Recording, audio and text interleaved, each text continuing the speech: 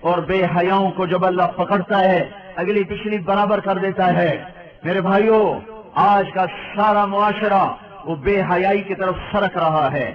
اگر ہم نے توبہ نہ کی اور اسی طرح ہمارے گھروں میں کیبل چلتے رہے اور یہ ننگے ناچ چلتے رہے تو انتظار کرو قوم لوط کی کڑک کا اور ان کے پتھروں کا اور ان کے عذاب کی بارش کا۔ اگر توبہ نہ کی تو کوئی دنیا کی طاقت نہیں جو ہمیں اللہ پاک کے عذاب سے بچا سکے۔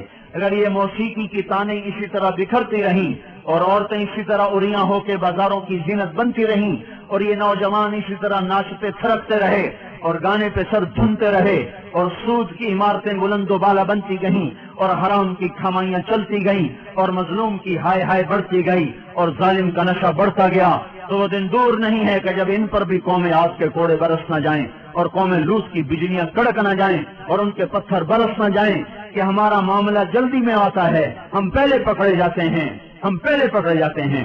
اور یہ میرا اللہ سن رہا ہے، میں اسی کے دعوے پہ یہ بات کر رہا ہوں کہ ساری دنیا کے باطل پر بھی اللہ کا ہاتھ پڑ چکا ہے، اللہ کا ہاتھ پڑ چکا ہے۔ یہ معاشرہ بے حیائی کے حدود پر آ چکا ہے، یہ معاشرے سے سور شرماتا ہے۔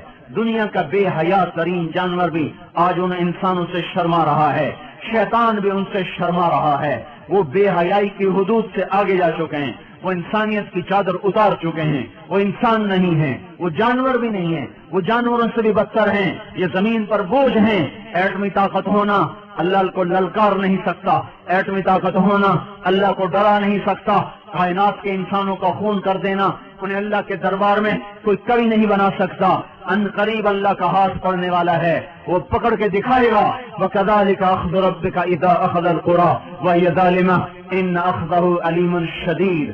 اللہ تعالیٰ بے حیاؤں کو مہلت نہیں دیتا، اللہ تعالیٰ بے غیرتوں کو مہلت نہیں دیتا۔ اللہ تعالیٰ ان کی رسی کھینچے گا، ان کی زمینیں ٹوٹیں گی، ان کی عمارتیں فلک بوس وہ سجدے میں گریں گی اور یہ نظام اللہ ملیا میٹ کرے گا۔ اور اس لیے آپ میرے گھر میں چھلکا پھینکو، پھر چھلکا پھینکو، پھر چھلکا پھینکو، پھر پتھر پھینکو، پھر ایک دن اٹھا کے گندگی پھینک دو تو میں بھی آستینے چڑھا لوں گا۔ کیا سمجھ رکھا ہے؟ میری شرافت سے ناجائز فائدہ اٹھاتے ہو، میں کب تک تیرا برداشت کروں؟ تو میرے گھر کو گندا کرتا ہے۔ یہ دھرتی اللہ کی ہے، یہ زمین اللہ نے بنائی تھی، اللہ نے بچھائی تھی، یہ آج بھی اللہ کی ہے، یہ کل بھی اللہ کی رہے گی، یہ فضائیں اللہ کی ہیں، آسمان اللہ کا ہے، چاند سورج اللہ کے ہیں۔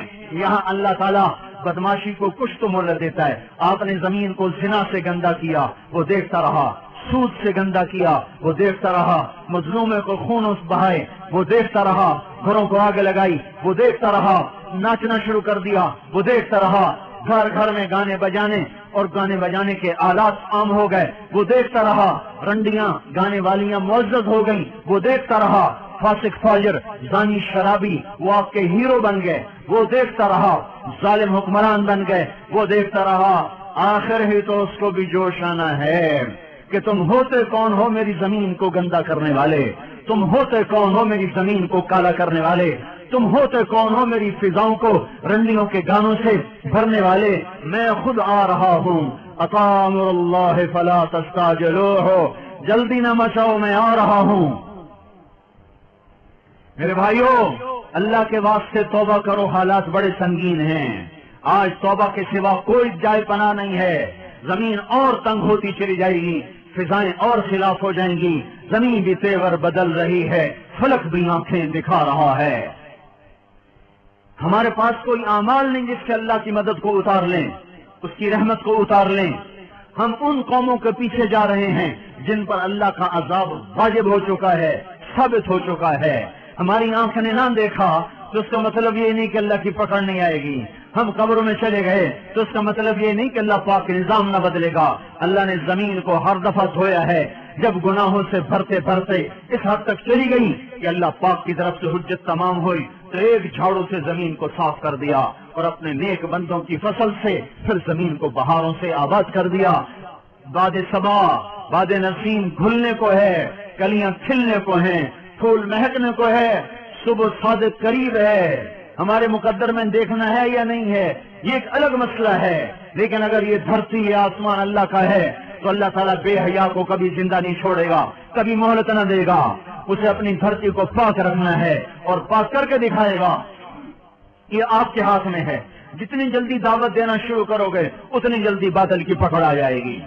ایٹمی طاقت بن کے تو دیکھ لیا، ایٹمی طاقت بن کے تو دیکھ لیا، اب اللہ کے سفیر بن کے دکھا دو، اللہ کے نمائندے بن کے دکھا دو، اپنے نبی کے نائب بن کے دکھا دو۔ اس قرآن کو ہاتھ میں لو اور اپنے سینے سے سجاؤ، اپنی آنکھوں کو حیا کا سرما دو، اپنی آنکھوں میں حیا کا سرما لاؤ، اپنے ماتھوں کو جھومر لگاؤ سجدوں کی محراب کا۔ 95% نماز چھوڑ گئے، کہاں سے مدد آئے؟ 100% حرام کھانے والے بن گئے، کہاں سے مدد آئے؟ مسجدیں برباد ہو گئیں، کہاں سے مدد آئے؟ مظلوم کی ہائے ہائے عرش کو ہلا رہی ہے، مدد کہاں سے آئے؟ ہاں، تمہارے ماتھے کا جھومر تمہارے نمازوں کے سجدوں کی محرابیں ہیں۔ اپنے کانوں کو آشنا کرو قرآن کی موسیقی سے، تمہاری موسیقی قرآن ہے، فاحشہ عورتوں کے گانے نہیں ہیں۔ تمہارے قدم مسجد کو اٹھتے ہیں، رقص گاہوں کو نہیں اٹھتے۔ اس وجود کو پاک کرو، اللہ کے نمائندے بنو۔ اس کے لیے بستر ہم کوئی تبلیغی جماعت کے لیے بستر اٹھوا رہے ہیں، ہم کوئی اپنی ذات کے لیے بستر اٹھوا رہے ہیں۔ میں جو گلا پھاڑ رہا ہوں اس لیے کہ مجھے آپ کو بڑا خطیب بنا دیں، تو آپ اگر واہ واہ کریں گے تو اس سے مجھے کیا نفع ہے؟ میں تو پردیسی ہوں، آج ہوں کل چلا جاؤں گا۔ کبھی راستوں میں تنہا، کبھی ہوں ورود صحرا، میں جنوں کا ہم سفر ہوں، میرا کوئی گھر نہیں ہے۔ مجھے آپ کی آہ کا بھی کوئی نفع نہیں، آپ کی واہ کا بھی کوئی نفع نہیں، آپ کی تف کا بھی مجھے کوئی نقصان نہیں، اور آپ کی واہ واہ کا بھی مجھے کوئی نفع نہیں۔ میں تو رو رہا ہوں آپ کے سامنے کہ امت کی کشتی گرداب میں ہے، اور آپ کو کھانے کی سوجی ہوئی ہے، بچے پالنے کی سوجی ہوئی ہے۔ ہاں، جب ملاح ہی پتوار چھوڑ دے تو کشتی ڈوبے نہ تو اور کیا ہو۔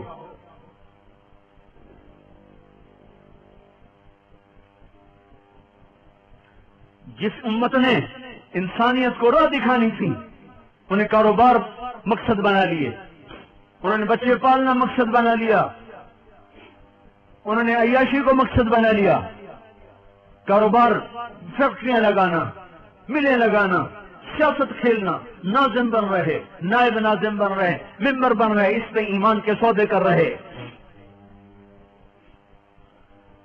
کرنے والا کام چھوڑ دیا۔